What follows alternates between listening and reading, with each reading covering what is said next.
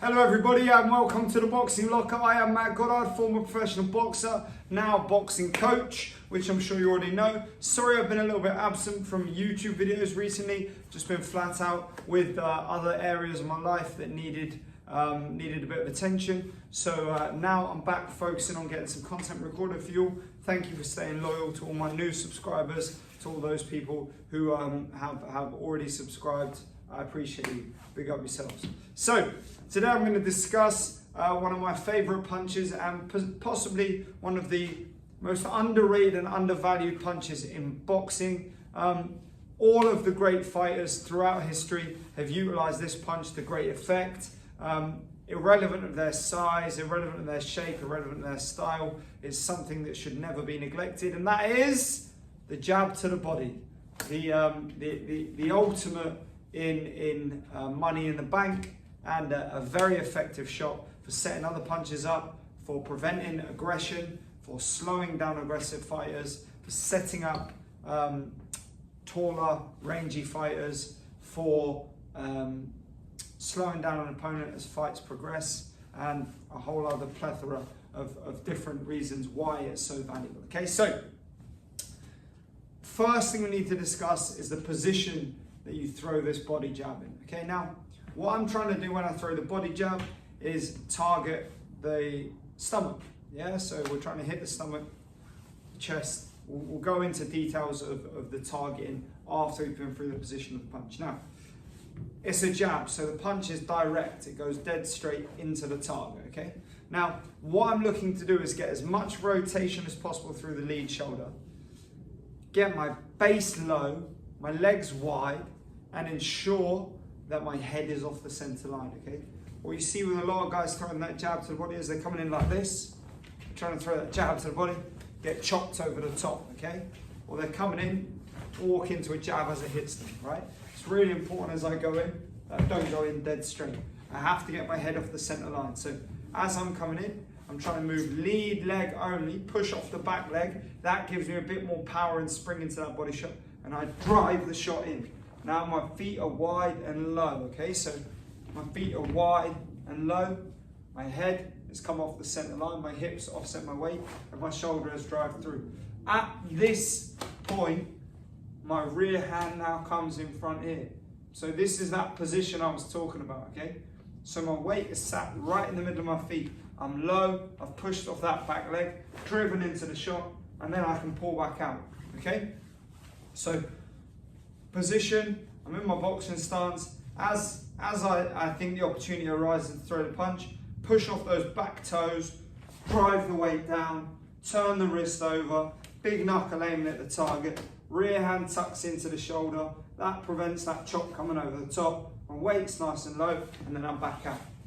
That's the basics of the punch, guys. Nice, simple, ultra effective punch.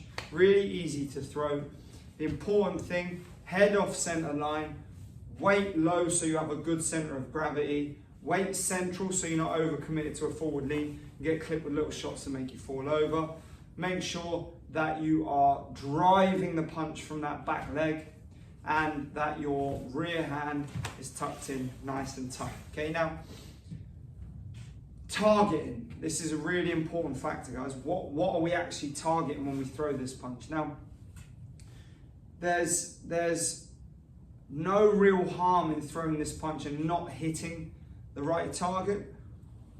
It's always going to have an effect. The more you land this punch, the more progressively as the fight moves on, the more effect it's going to have. However, if we can hit specific targets, we're going to be doing more damage, right? So the first is high on the chest, okay? You hit straight into that sternum. Bosh! Always hurts, always going to do damage, almost impossible to walk through as well, okay? So if you have an aggressive fighter, it's almost impossible to walk through that shot. You can't move your head out the way of body shots, so that one's going to have impact and slow their approach. The solar plexus, okay? Where the rib cage rises up into the base of the sternum, that is an open space to your diaphragm.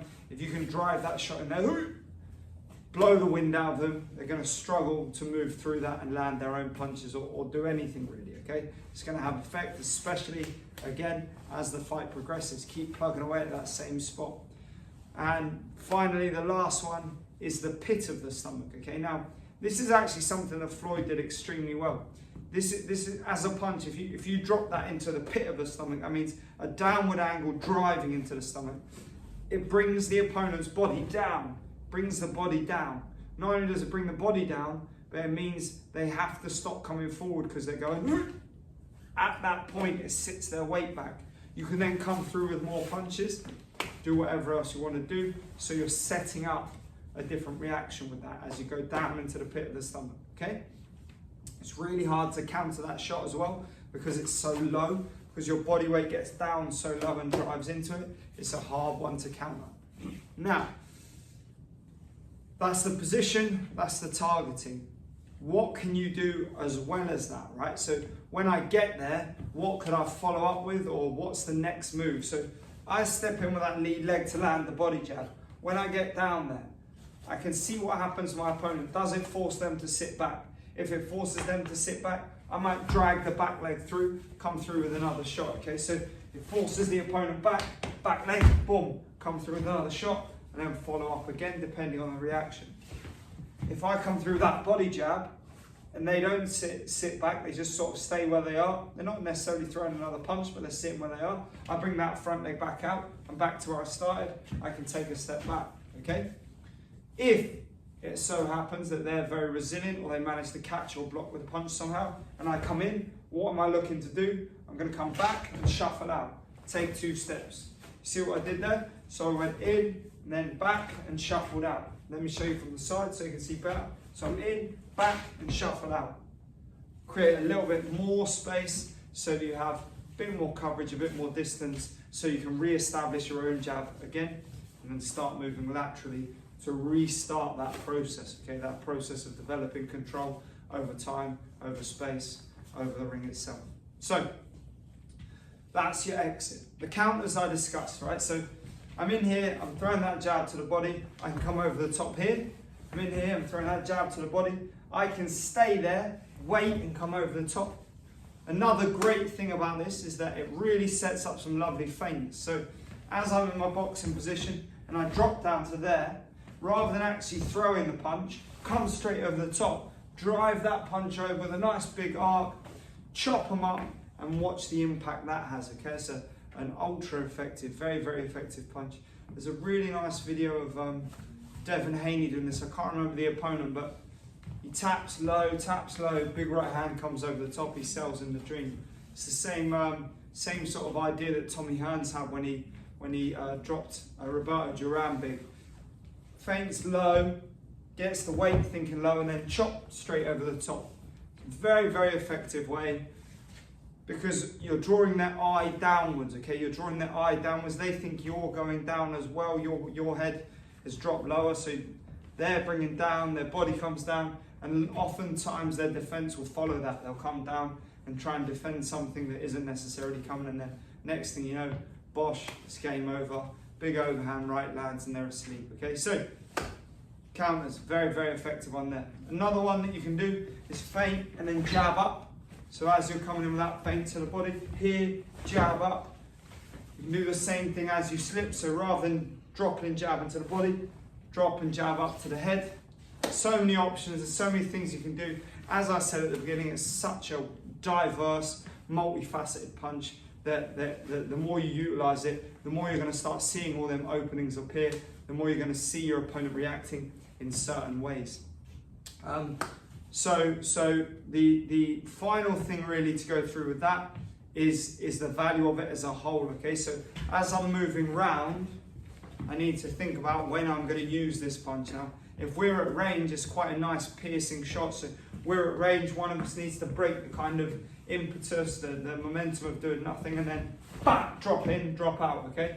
Because the arm can go in and out so quickly, because that shot's nice and low, it's hard to counter. Because if they move out of the way, I haven't overcommitted because my weight's still central. It's a very safe shot to throw from out of range because you can exit quickly, okay? It also gives you an opportunity to look and see what the opponent does as you're doing it, right? Remember, stay humble. Don't start getting overexcited. Watch the opponent, use it like a probe, drive that shot in, just like Floyd Mayweather did so successfully.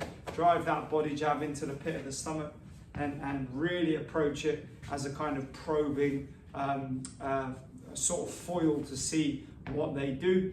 And as I mentioned earlier, money in the bank, okay? Every one of those that lands is going to slowly but surely have an effect, gas the opponent, drain their energy reserves. So functionality is that we're trying to use it to establish range. We're trying to land hard to the places that do the most damage: sternum, solar plexus, pit of the stomach. We're trying to make sure we're defensively secure, watch their reactions so we can either set up our own, come back, change the punch, use it as a feint, and also always remember that it is not one punch that you're throwing. It's never just one punch. You have to incorporate this body jab, okay? Your whole game can't be built off one punch. If you don't incorporate this body jab into what you're already doing, work into the head, doubles, touches, feints, all of these things, it's never going to happen. You're never going to land it because no one is ever going to fall for it. That's the thing. You need to make sure you're selling them as many different variations as possible, as many different things as possible coming at them, so that they haven't got a clue what they're going to be defending, and you're going to find you have a lot more success that way. As always, thank you for tuning in. Let me know your thoughts in the video below. Let me know your thoughts on the video in the comments below, is what I should have said there. Don't forget to like, subscribe, all that good stuff, and keep giving me ideas for new videos, guys. I really appreciate those when you drop in the comments what you'd like to see. It means a lot and it helps me keep producing great content for yourselves. Thanks again, and I'll see you for the next video.